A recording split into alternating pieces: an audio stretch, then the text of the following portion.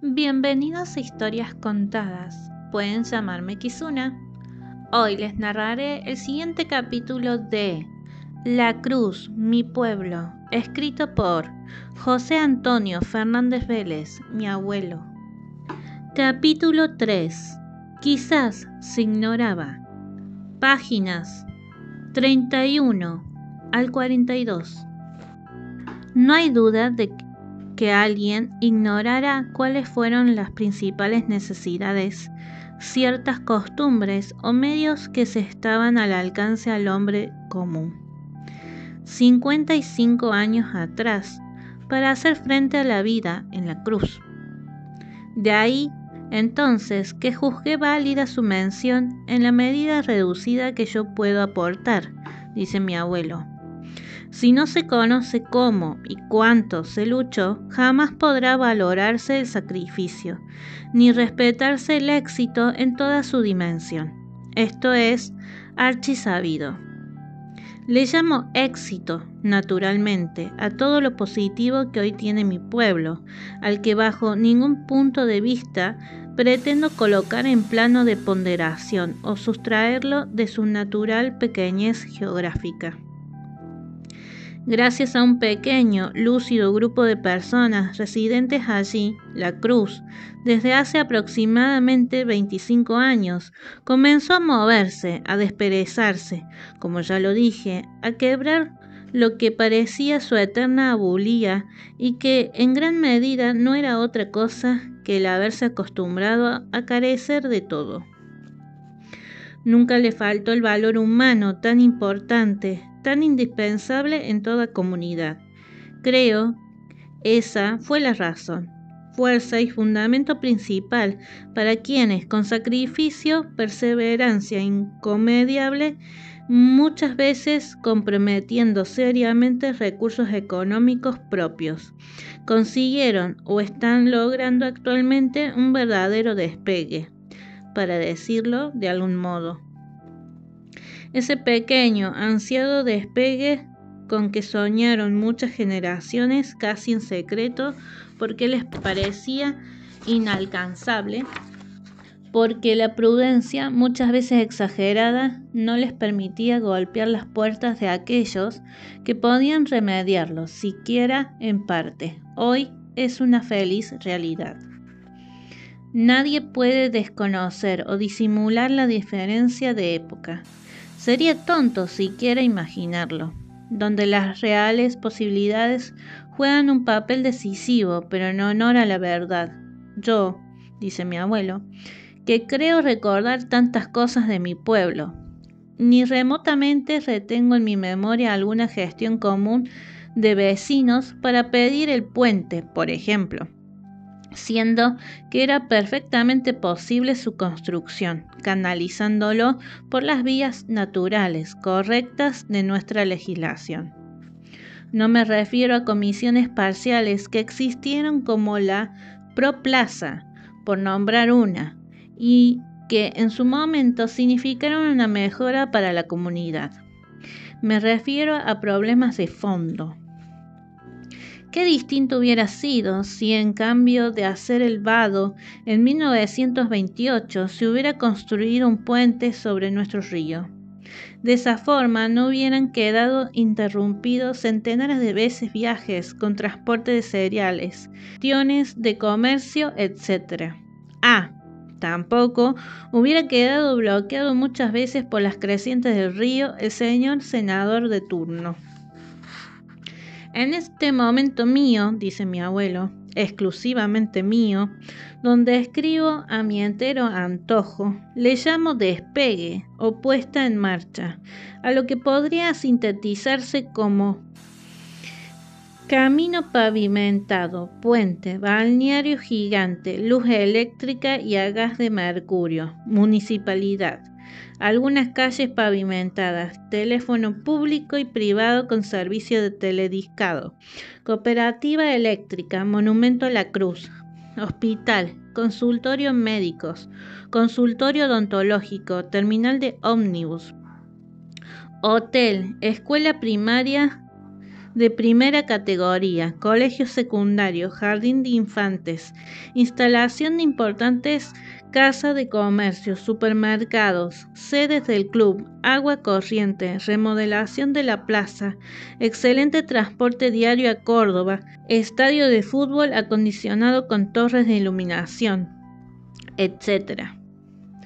Todo este conjunto de cosas tan anheladas, lógicamente desconocidas por completo durante mi adolescencia, ya no tan solo cuando niño, trajeron y traerán para mi pueblo perspectivas de futuro muy distintas, gracias a Dios, a aquellas aludidas al comienzo. El paso natural de los años, el empleo de la ciencia, la tecnología y por sobre todo el afán del hombre actual de querer su pueblo, por fin se han dado la mano mirando hacia adelante. Ahora, en la cruz, puede afirmarse categóricamente que su gente vive, no lujosa ni abundante, pero se dispone de los medios necesarios para aseverar que no simplemente se dura. Quizás esa gran diferencia agranda o aviva mis recuerdos. No está en mi ánimo, ni estará jamás censurar el pasado porque fue pobre o falto de recursos, en general.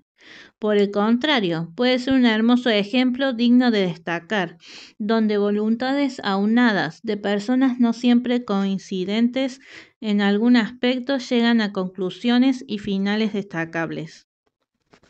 Lo que pasa es que mi pueblo, de acuerdo al cúmulo de referencias que poseo, dice mi abuelo, nació tan pobre, tan humilde, tan de la nada, por razones y circunstancias tan particulares que en elevadas dosis parecía que el olvido, la distancia, la indolencia le habían fijado ya un destino diferente. La realidad nos dice que no fue así, que sus zapatitos pobres también fueron visitados por los reyes. Señor forastero. Cuando la cruz aún no tenía luz eléctrica, no es fácil olvidarlo. En medio de la gran oscuridad de la noche, se conocía al forastero a la distancia, por varias cosas muy propias de los pueblos del interior, porque lo ladraban los perros, tropezaba en las piedras sueltas de la calle, encaraba los pozos, encendía fósforos, nunca acertaba las subidas en las veredas altas con lajas, siempre se esperaba su saludo, que era muy habitual. Para poder localizarlo o individualizarlo por el habla, por su tono, por si este individuo pasaba sin saludar, había defraudado sin saberlo a quienes se habían preparado para escucharlo mejor. Así pues, ese distinguido señor, sin ningún derecho, dejaba latente la intriga como principal comentario para el día siguiente, con la cadena interminable de suposiciones y pareceres pintorescos. Pienso, dice mi abuelo, que en todos los pueblos pequeños del interior habrá pasado o pasará algo similar, cosas de la oscuridad.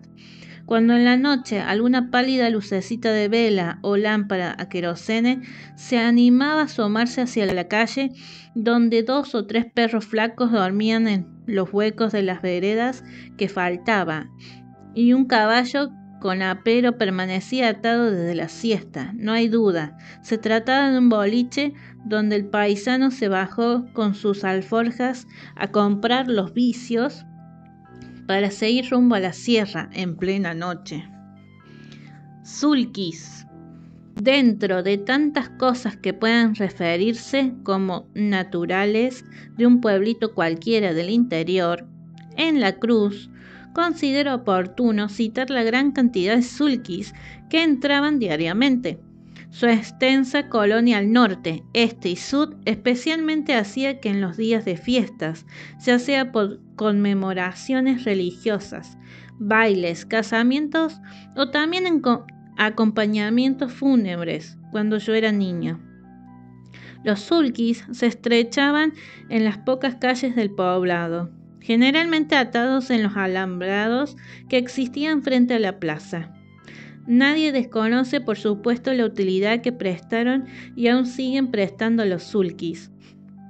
A la madrugada, al finalizar el baile popular, o bien los bailes matiné que organizaba el club, las salidas de misa de los domingos o sobre el final de la misa de gallo, se convertía en un espectáculo aparte el ubicar en lo oscuro a su vehículo y luego querer tomar la punta hacia el río. Era un tropel infernal, alegre, bullanguero, propio de reuniones y gentes sanas. Los caballos, uno mejor que otro, que habían permanecido atados 5 o 6 horas, prácticamente volaban rumbo a la querencia. Si esto que digo no es así, que me desmienten los Bottini, Cerato, Nosotti, Boschetti, Cometti, Mota, Melica, Bagnola, Gribaudo, Gasparini, Ballerini, Gribel, Bergonzi, Mellado, Daguero, De Carlini, Garbarino, Buso, Barrilini, Sensi, Burcio, Viola, Niero, Tur, Brangossi, Fogliatti, Bima, Peironi, Barbero, Didris, Bollero, Nelson, Gini, Batalla, Castagno, Fenoglio, Stoller, Galo, Ferrocchio, Biondi, etcétera, etcétera. Si bien este relato precedente se descuenta, no contendrá valor literario alguno, con sus hechos tan simples, comunes e intrascendentes, sobre todo en este momento en que en todos los niveles se plantean temas y problemas prioritarios. Para mí, dice mi abuelo, íntimamente, recalco, es un orgullo poder destacarlo.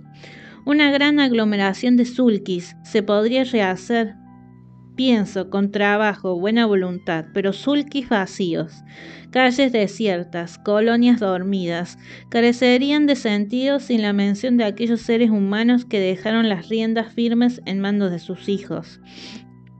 En nombrarlos está toda la importancia que anhelo. Si alguien no lo ve así, que escriba lo suyo. Estimado lector, le habla mi abuelo. Y en este caso, estimado oyente. En este instante me encuentro escribiendo en un rincón de mi casa de Córdoba. Pese a lo absorbente que me resulta el tema de mi pueblo, no puedo dejar de pensar, por no decir más que eso, en el aspecto político. Justamente en este mes de octubre de 1983, cuando el país todo se encuentra abocado a una esperanza electoral, ¿cómo podría ser indiferente o dejar de rogar al Señor para que esos vientos que agitan ruidosamente las velas de nuestra sufrida ilusión no hagan zozobrar nuestro barco? Mi pueblo es muy importante, pero la libertad es todo. Olla grande. Aunque pueda aparecer como una sensiblería vulgar, necesito reseñar lo siguiente, dice mi abuelo, por toda la verdad que encierra. La última vez que estuve en mi casa paterna, advertí sin proponérmelo que la olla grande de hierro, que siempre cuando niño vieron mis ojos enhorquetada sobre leños ardientes en el fogón oscuro de la cocina, estaba semi-enterrada, sirviendo de maceta cerquita de la puerta interna de la habitación grande que ocupaba mi madre. Casi nada. Difícilmente otro elemento podría retener, perpetuar, significar tanto para mi espíritu sentimientos. No fue precisamente lo doméstico y familiar lo que me hizo permanecer mustio. En su boca ancha, con muecas, por un momento dejé de ver las flores que contenía para aferrarme al recuerdo. ¡Cuánta lucha! privaciones, sacrificios y, ¿por qué no, lágrimas?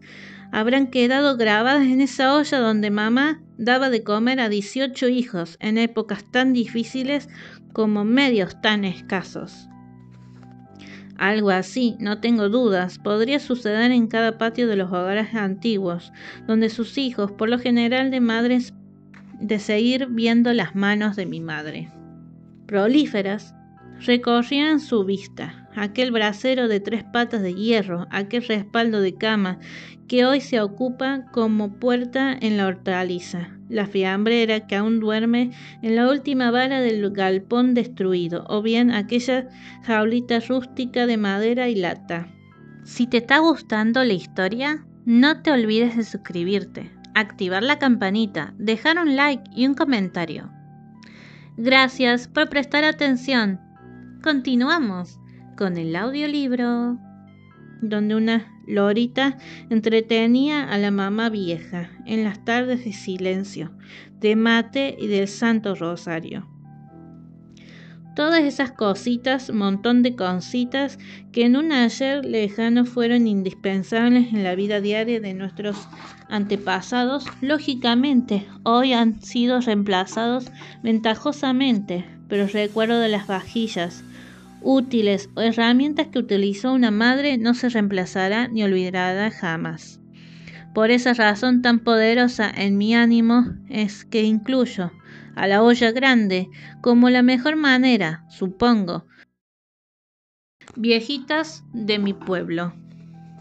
Si el tema, la propuesta es amor y sacrificio, por lógica consecuencia, al pintar las cosas lindas de mi pueblo antiguo, no puedo dejar de mencionar aquellas silenciosas, queridas viejitas, tan sufridas, hacendosas, cristianas, que yo podría nombrar una a una, que sin proponérselo, quizás sin saberlo, constituyeron en la cruz un verdadero baluarte de pulcritud, honradez, sanas costumbres. Allí están las madres de mis compañeros, amigos, vecinos, parientes, distinguidas señoras ancianas, tan sumidas en sus quehaceres domésticos de toda una vida, que se fueron físicamente de este mundo sin haber llegado a conocer muchas de ellas. Por ejemplo, la luz de una lamparita eléctrica.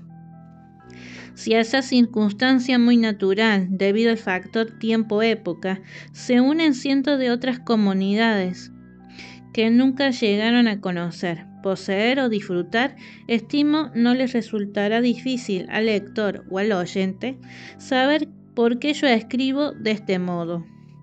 No quiero que el sacrificio, excelente recuerdo de nuestros antepasados en general, se pierda en las tinieblas de un olvido indolente.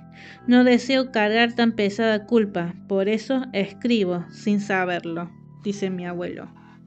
¿Acaso, me pregunto, aquella caravana de ancianas que en las tardes de sol desfilaba al río a lavar su atadito de ropa, no merece recordarse?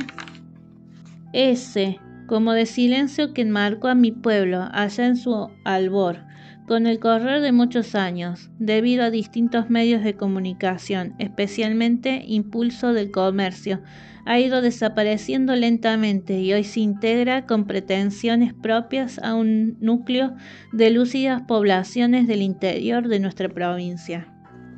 Desde luego, a mí me hubiera resultado más cómodo, más elegante, más distinguido quizás haber comenzado con este libro citando fechas y obras que hacen realmente al adelanto progreso del mismo, porque lógicamente son las perspectivas de futuro las que interesan a la comunidad, a la sociedad toda, dice mi abuelo.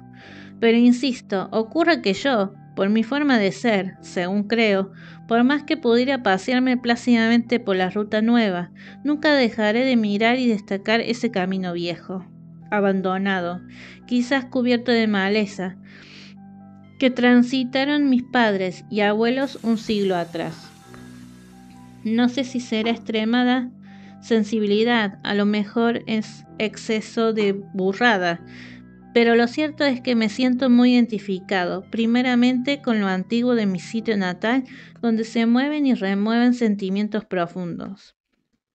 Lo segundo, sus síntomas evidentes de progreso, son para mí un sueño acariciado, un anhelo de toda la vida, sin cuya presencia no me hubiera animado seguramente a mover un dedo. Para que la gente nueva, por si le interesa, pueda conocer qué medios de vida ofrece actualmente la cruz, yo me deleito haciéndolo conocer también qué cosas nunca pudo tener en mi infancia. ¿Está claro? Tan inveterada como tradicional, la fiesta de los fogones, dedicada a San Juan y San Pablo. Consistía en el armado de montones de yuyos, pastos, paja y cuanto elemento sin uno se encontrase a mano, que se apretaban con horquillas y palos, dándosele la forma de parvas, que podía alcanzar una altura de 4 o 5 metros, con 2 metros de diámetro en su base, poco más o menos. Como es muy conocido y razonable, además, se ubicaba en esta especie de armatoste apartado de las viviendas en lugares sin plantas, donde no pudiera causar daños. Los muchachos mayores eran los encargados de rellenar con paja y pasto seco las ropas viejas de una figura de hombre, entre paréntesis, saco y pantalón mantenidos con un palo de escoba por dentro, cerramos paréntesis. En cambio, los más chicos colaboraban con el acarreo permanente de yuyos desde los alrededores, a veces desde muy lejos y zonas completamente oscuras. Una vez listo el fulano, con el empleo de escaleras, lo paraban en la punta del fogón, con la orden de no moverse, y se hacía avisar a todos los interesados que a tal hora se encendería. Cuando en medio de un entusiasmo alocado el fogón comenzaba a arder desde abajo, formando una verdadera mole de fuego. Entre gritos y reventones de zapallos amargos, la noche parecía retirarse. Allí aparecían los vecinos saludándose con cierta euforia, como festejando un triunfo. Creo que era la sensación anual que se experimentaba al poderse ver a esa hora, abriéndole un boquete al rojo vivo a la oscuridad. Fiesta de escasos minutos. El fuego no sabe de esperas. Por lo general nadie entendía el real significado de aquel teatro sin arte, con mucho de salvaje, inocente, fugaz. Al apagarse los últimos vestigios, cada cual tomaba su rumbo de regreso en absoluto silencio. La noche interminable de mi pueblo viejo parecía inflarse para cubrirlo nuevamente todo. El pueblo, desde luego, volvía a su normalidad pesada, de mutismo obligado. Todo el mundo a dormir, con o sin sueño, pero a dormir. A veces, voluntariamente, me sustraigo como partícipe en esos fogones y digo niños o chicos, debiendo decir nosotros, pues pareciera a ratos querer mirar de afuera ese cofrecito de añoranzas que son los pequeños pueblitos del interior, donde se guardan costumbres y memorias humildes como verdaderas reliquias para comparar posibilidades y perspectivas de aquel ayer lejano con el presente actual. Evidentemente, nadie que haya nacido y se haya criado en un pueblo pequeño del interior desconoce los inconvenientes y algunas veces hasta dureza de esa parte de su vida. Pero tampoco nadie como él puede reunir el caudal de experiencias que a diario la naturaleza pone en su camino, ni el placer enorme de las cosas simples. Por eso rescato los fogones, dice mi abuelo.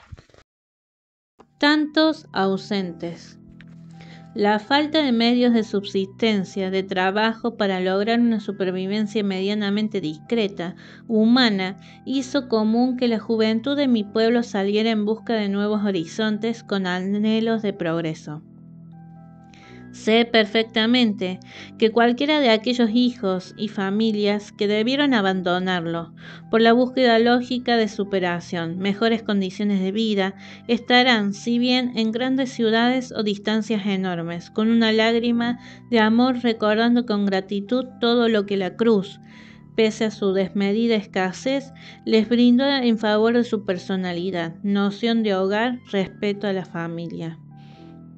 Dice mi abuelo: no sé si mi libro alguna vez llegará a sus manos. Si ello ocurriera, quiero que sepan que no los nombro uno a uno, por no agobiar demasiado a algún posible lector inocente que no tiene culpas en este entrevero que estoy haciendo.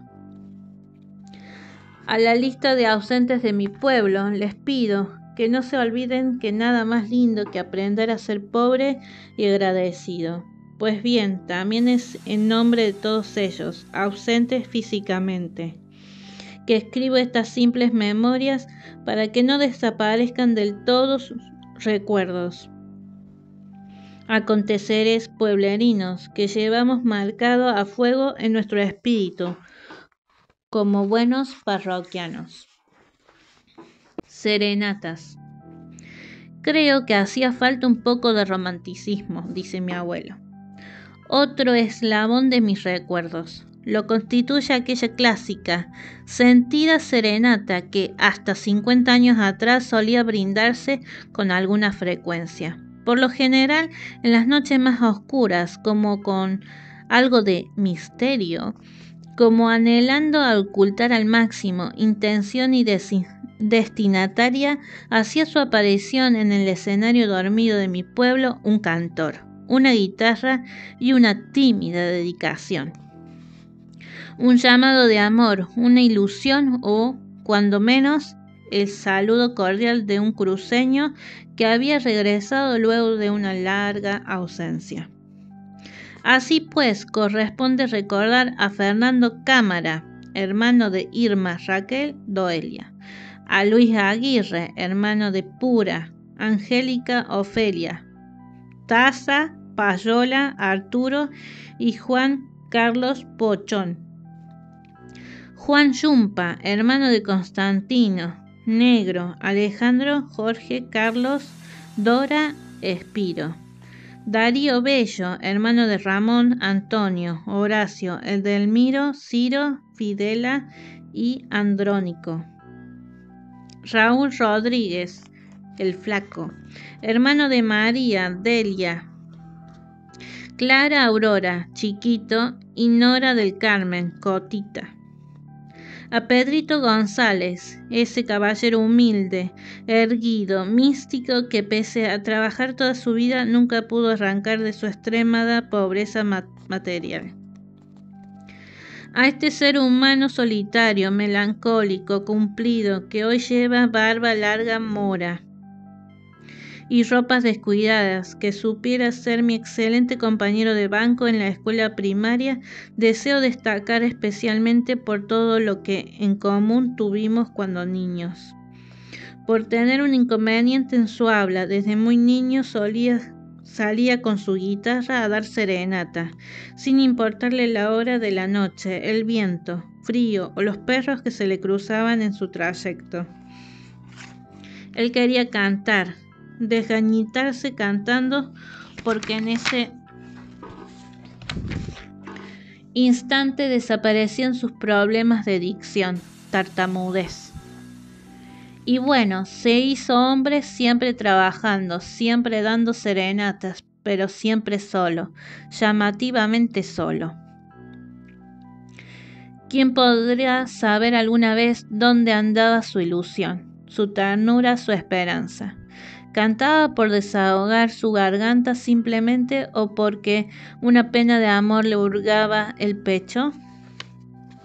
Aún hoy los arpegios de su guitarra tristona, que pude tener el placer de obsequiarle, se escuchan en sus refugios, cerca del balneario. Personaje honrado que siempre mereció mi afecto, consideración, hijo de Pedro y Justa Cisterna, hermano de Justa, Manuela y Esther. Al hablar de serenatas, lo general, lo típico pareciera indicar las noches de luna para ese cometido sentimental, pero, al menos en mis recuerdos, no fue así. Si no me equivoco, dice mi abuelo, se prefería la oscuridad total, a veces con riesgo de errar la ventana y cantarle al abuelo, procurando impactar con el toquecito de atención, el bordoneo de la guitarra sin ser visto ni oído previamente. Ahí estaba la gracia, la sorpresa, quizás la escondida primera promesa de amor. Y hasta aquí llegamos con el capítulo 3 de La Cruz, mi pueblo. Próximo capítulo, 23 de agosto. Nos vemos en Kizuna, historias contadas.